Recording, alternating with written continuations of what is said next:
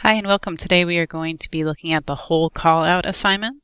This is on your Canvas website and under modules, under hole callout. So the first thing we're going to do is create a new project on Inventor called hole callout.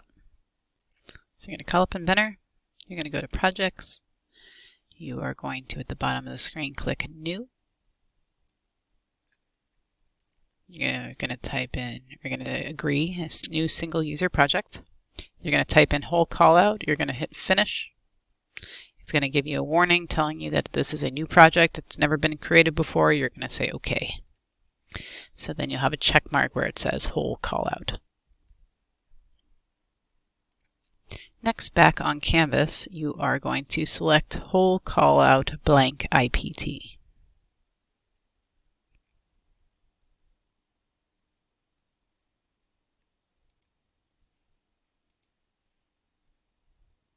And it should bring up the blank hole callout for you. And you are going to immediately save this into your new project. So File, Save As, and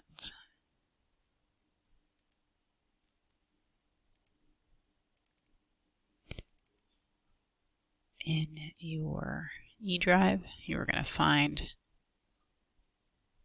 your project that you will have saved in there. And you're going to save that hole callout blank into your project. Okay, so next, back on Canvas, you're going to click on hole callout assignment.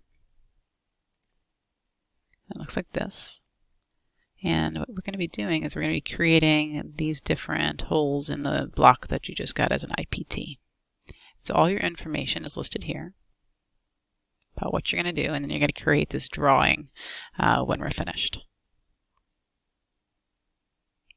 All right, so you'll notice that on the top of your IPT here, you have a bunch of indicators showing you where the holes are going to be drilled.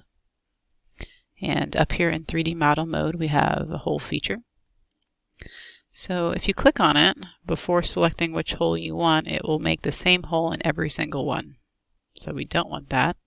Instead, we are going to select the first hole, making sure that we're working on this part of the block.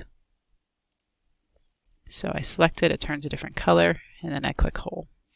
So the first hole is a through hole. So if you look at size down here, you can go a certain distance, or you can go all the way through. So that's what we want. We want to go all the way through. This hole type is a simple hole, and we want it to have a diameter of 0.625. And we hit OK. Now we've drilled that hole. And then you'll notice that all of the little icons went away where we can drill the next holes. So over on your browser, you are going to expand hole, and you're going to right click on the sketch, and you're going to share your sketch back so you can use it again. So click on the next indicator, click hole. It will default to what you did last. This time we want it to have a diameter of 0.5 and a depth of 0.75. So we're going to keep the same settings, but we're going to change the termination to a certain distance. So I want it to terminate at 0.75. I hit tab, I don't care about that, this is the one I want, and I want it to have a diameter of 0.5. And I hit OK. Next one, hole. This time I have a diameter of 0.875 and a depth of 1.5. So we can keep the same settings. Depth is 1.5. And the diameter is 0.875. And you can hit OK. All right, click on the next one and hit hole. And this time we are going to have a counter bore. So this is this one under seat. So it makes the head area larger than the rest of the nail. And so up here we are going to have a diameter of 0.25 and a depth of 0.75, and the counter bore itself is a diameter of 0.5 with a depth of 0.25. So we have a diameter of 0.5 for the counter bore, and defaulted to 0.25 already. The hole diameter is going to be 0.75, and the diameter of the hole will be 0.25. Hit OK. All right, next we have a countersink, and a countersink looks like this under seat. So we're going to switch over there, and our hole is 0.5 with a depth of 1.25, and the countersink is 0.875 at 60 degrees. So we're going to do the countersink first. So 0.5 it already is, but we need it to be 0.875 for the countersink part. And then the degrees are 60. The depth of the actual hole is 1.25. And the diameter is 0.5. And we hit OK. And we move on to the next one. Next, we just have a nice normal through hole. So we're going to come back up here. We're going to switch it to no seat. And we want it to go all the way through. And we want it to be a diameter of 0.5, so we are good to go. Next, we have a 0.5 diameter, but it only goes 1.5. So I switch it to distance, and I'm going to change it to 0.5. Next, we have another counter bore. So I change the seat to a counter bore. The counter bore itself is 0.875 with a depth of 0.25, so that's the same, so we're good. And we want 0.5 and a depth of 1.5, so it's all set up there for us. So we're going to hit OK.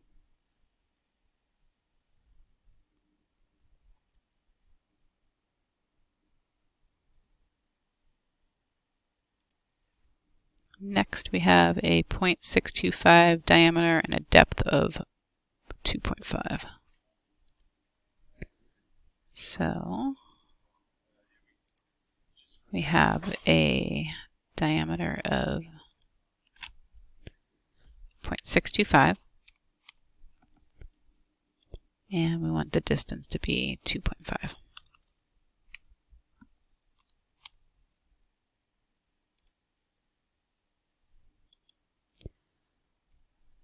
Next, we have a countersink.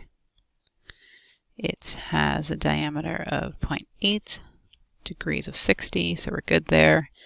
It's a through hole, so we switch the termination to through all, and you have a diameter of 0.375.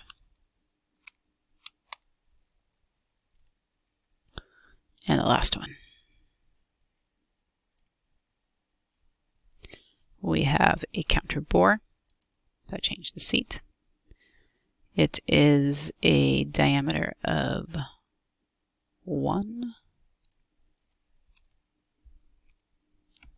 depth of 0.0625, 0.0625, and it goes all the way through and has a diameter of 0.25. Okay, let's check it out. Looks pretty good.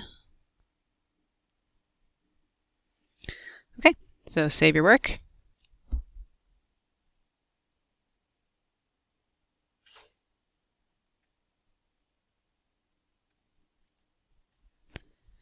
And then I'm going to open. Sorry, I'm not going to open. I'm going to create a new IDW. Alright, so we are going to place our base. So a magnifying glass and file folder there. And I find my file, my blank hole callout.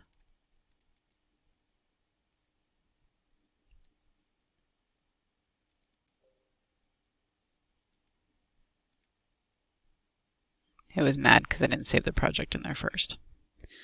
And then I'm going to place, oops, that's not the one I'm using. Well, this is what base. Well, before I place it again, let's go make sure I save it to the right spot. So File, Save As. And that's why, because I didn't save it in the correct spot. Okay, so I'm going to go put it where it belongs.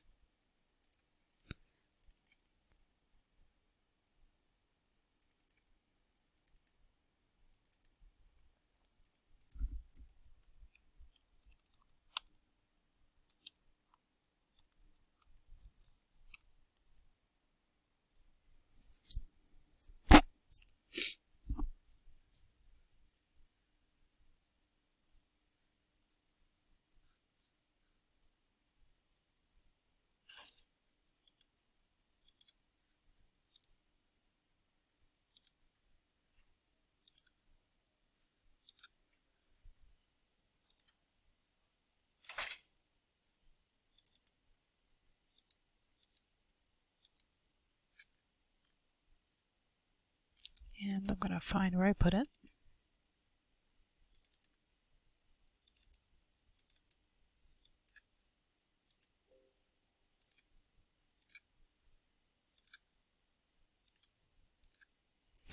Okay, good. So we're going to find it again. And then you drag, so it has the front view there. So I drag up without clicking on anything, left click, drag to the right, left click, drag up, left click, right click, OK. So now I have the different views. Really, I just need this one, and then I'm going to have a section view as well. So I'm going to delete off this view.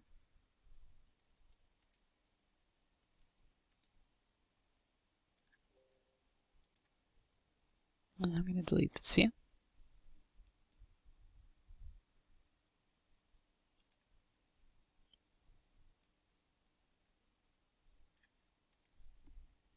Alright, so you'll notice that it's telling me that I have to when I delete this view, I have to delete its dependents.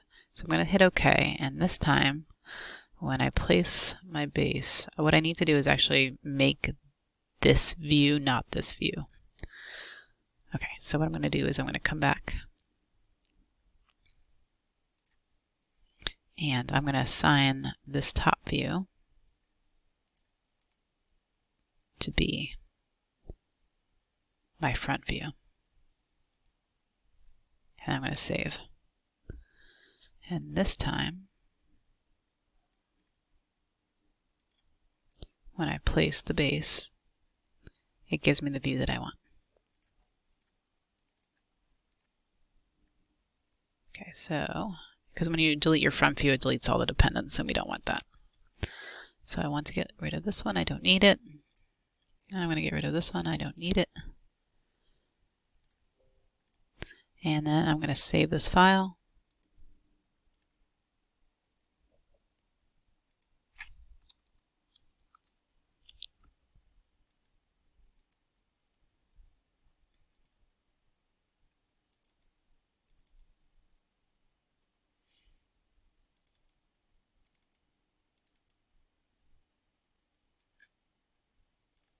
And then I will come back next video and show you how to do a section view and how to annotate your section view, or actually not your section view, but your front view. Thanks so much.